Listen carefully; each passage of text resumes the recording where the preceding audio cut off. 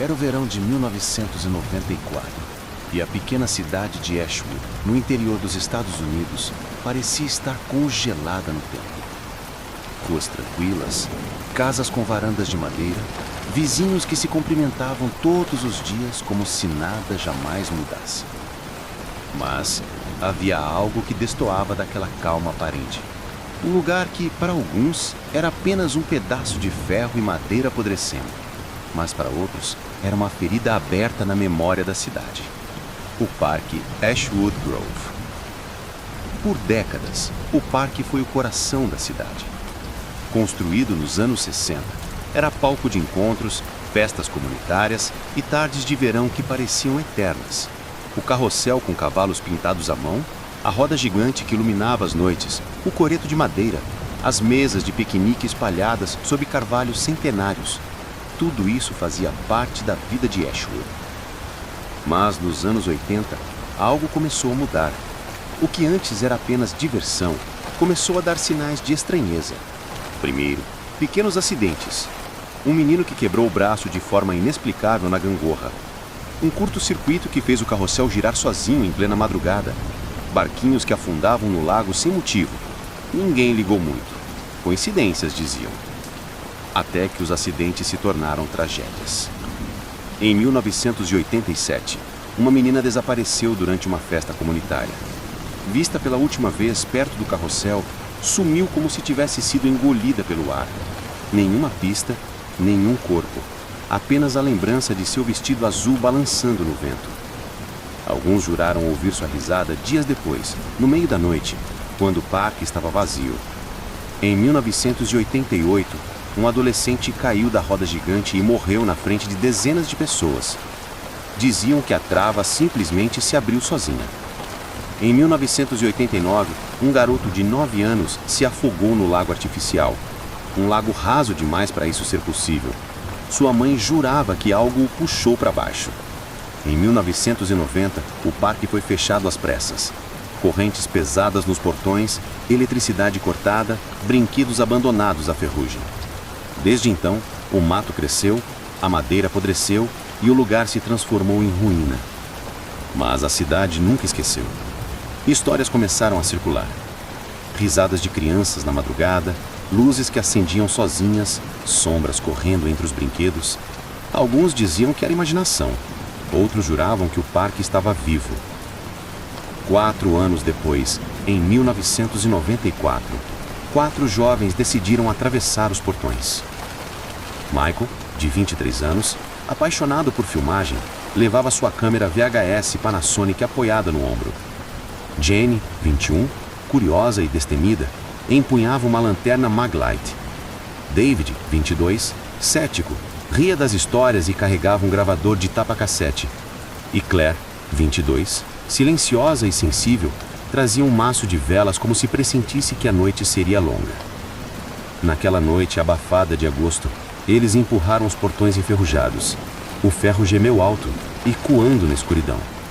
Assim que cruzaram a entrada, um vento frio soprou, embora a noite estivesse imóvel até segundos antes. Michael ligou a câmera. O chiado da fita girando encheu o ar. A lente captava cada detalhe. Os brinquedos enferrujados, o mato alto, as placas quebradas. O silêncio era quase sufocante, como se o parque os observasse. De repente, uma corrente rangeu. Os cavalos balançaram levemente mesmo sem vento. Jane subiu nos degraus do carrossel. A madeira gemeu sob seus pés. Quando passou a mão pela crina de um cavalo, todas as luzes se acenderam. Amarelo, vermelho, verde, azul. Todo o parque foi iluminado. Por alguns segundos, parecia que o tempo tinha voltado.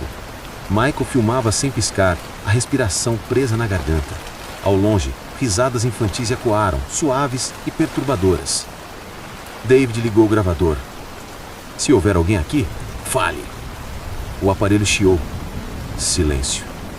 Mas quando ele rebobinou e apertou o play, uma voz infantil surgiu, clara e fria. Não deveriam estar aqui. Claire deixou cair uma vela. A chama iluminou o piso do carrossel. Arranhões circulares riscavam a madeira, profundos como marcas de garras pequenas. as lâmpadas começaram a estourar, uma a uma. O vento soprou forte, trazendo passos. Passos pequenos, correndo em volta deles. Jenny girou a lanterna, iluminando sombras que se moviam. Pequenas figuras corriam entre as mesas de piquenique. Crianças, mas feitas de sombra. Michael continuava filmando, tremendo. Claire chorava, implorando para irem embora. Mas quando se voltaram para o portão, encontraram apenas grades cobertas de erva fechadas, como se nunca tivessem sido abertas. O parque se fechou sobre eles. Michael manteve a câmera apoiada no ombro, seus olhos fixos no visor. Cada segundo gravado parecia mais importante que o anterior, como se apenas a fita fosse capaz de provar que o que viviam não era delírio coletivo. O chiado baixo da filmadora se misturava com o som do vento, que agora soprava em rajadas, assoviando entre as árvores como vozes distorcidas. Jenny apertava a lanterna com tanta força que seus dedos estavam brancos. O feixe de luz tremia junto com sua mão, saltando de uma sombra a outra, mas sempre chegando tarde demais. O que quer que corresse ao redor deles era rápido demais, fugidio demais. Não pode ser real, murmurou David com a fita cassete ainda nas mãos. Deve ser algum maldito alto-falante escondido, algum palhaço tentando assustar a gente. Ninguém respondeu, porque todos sabiam, não havia eletricidade no parque desde 1990. Claire, trêmula, se ajoelhou para acender outra vela. A chama tremelucante lançou sombras longas no chão, revelando quanto hortas estavam as tábuas do carrossel. E foi ali que ela percebeu. As marcas. Não eram apenas arranhões, eram letras, palavras rabiscadas como se fossem talhada a unha. Michael aproximou a câmera e conseguiu gravar. Eram frases desconexas, infantis, repetidas dezenas de vezes. Quero brincar. Não me deixe aqui. O fogo dói. Jenny deu um passo para trás, o coração acelerado. O fogo? Repetiu em voz baixa. Que fogo? Como resposta, o carrossel se estremeceu.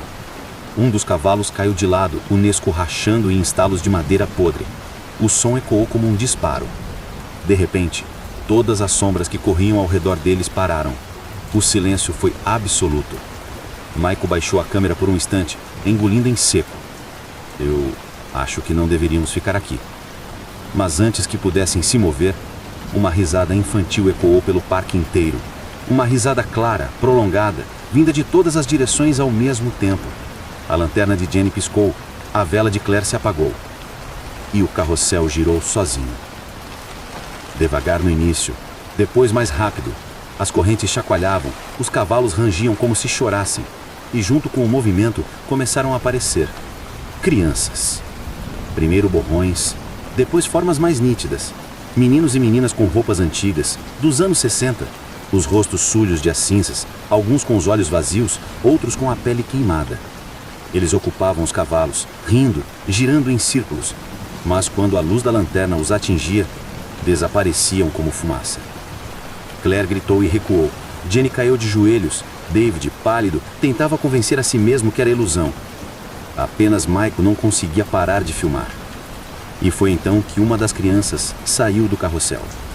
Um menino, talvez de 8 anos, com o rosto coberto de fuligem, caminhou lentamente em direção a eles. Seus pés não faziam som nenhum no chão. Ele ergueu o braço e apontou para o lago. A voz saiu baixa, mas clara o suficiente para ser captada pelo microfone da câmera. Venham brincar comigo. O grupo se olhou em choque. Jenny tentou segurar o braço de Michael para impedi-lo de seguir, mas ele estava em transe, os olhos fixos no visor. A câmera parecia puxá-lo tanto quanto o menino fantasma. Quando chegaram à beira do lago, o ar ficou mais frio. Uma névoa espessa cobria a superfície da água. Era como se o lago respirasse, exalando vapor. Claire segurava as velas contra o peito. Eu não quero ficar aqui, por favor, vamos embora. Já tentamos, lembra? Este maldito lugar não quer que a gente vá embora. De repente, a água se agitou, como se alguém tivesse pulado lá dentro. Mas não havia ninguém. Ondas circulares se espalharam, batendo nas margens. E então, uma mão surgiu. Uma mão infantil, pálida, coberta de lama, agarrando a beira. Depois outra, depois um rosto. O rosto de uma menina com cabelos encharcados e pele cinzenta. Seus olhos eram 2 órbitas escuras. Jennifer ecoou ofegante. Meu Deus, ela vai sair. A menina abriu a boca. E em vez de grito, o som que saiu foi de dezenas de vozes ao mesmo tempo, como se todas as crianças mortas falassem por ela. Fiquem, brinquem, nunca mais saiam. A câmera captou cada segundo, a fita girando em chiados abafados. E foi nesse momento que algo puxou David. Ele foi agarrado pelo tornozelo e arrastado em direção ao lago. Gritava, chutava, mas não havia nada visível segurando ele. Claire tentou alcançá-lo, mas ele já estava com as pernas dentro da água escura. Michael filmava em choque, incapaz de largar a câmera. Jenny correu até ele, agarrando seu braço. Segura! Ajuda! Mas era inútil. Algo o puxava com uma força sobrenatural. Em segundos, seu corpo desapareceu sob a água escura. O lago voltou a ficar imóvel. Nenhuma bolha, nenhum sinal. Apenas silêncio. Jenny caiu de joelhos, gritando o nome dele. Claire chorava sem parar, abraçando as velas como se fossem sua última defesa. Michael continuava filmando, lágrimas escorrendo pelo rosto. Eles levaram ele, disse Jenny, a voz embargada. Eles levaram... Foi então que a voz voltou, vinda do lago, repetida por várias bocas invisíveis. 1 fica, 3 podem sair. Michael baixou a câmera lentamente, encarando as duas amigas. Eles querem um de nós. Sempre quiseram. É isso que mantém o parque vivo. Jenny o encarou em choque. Você tá ouvindo o que tá dizendo? Acha que vamos escolher alguém pra... Mas Michael não respondeu. Ele parecia hipnotizado, os olhos fixos no lago. A roda gigante ao fundo começou a ranger. Lentamente, ela se moveu, mesmo sem eletricidade. Cada volta era acompanhada por gritos infantis, como ecos do passado. E por um instante, através da lente da câmera, Michael viu o incêndio. Não como lembrança, mas como se estivesse lá. Crianças presas nos assentos, o fogo subindo, os gritos de desespero, pais correndo sem conseguir salvá-las. O parque queimava, consumido por chamas invisíveis que ninguém no presente podia ver. Michael caiu de joelhos, chorando. A câmera escorregou, mas continuava filmando, caída no chão. O fogo do passado se sobrepunha ao presente.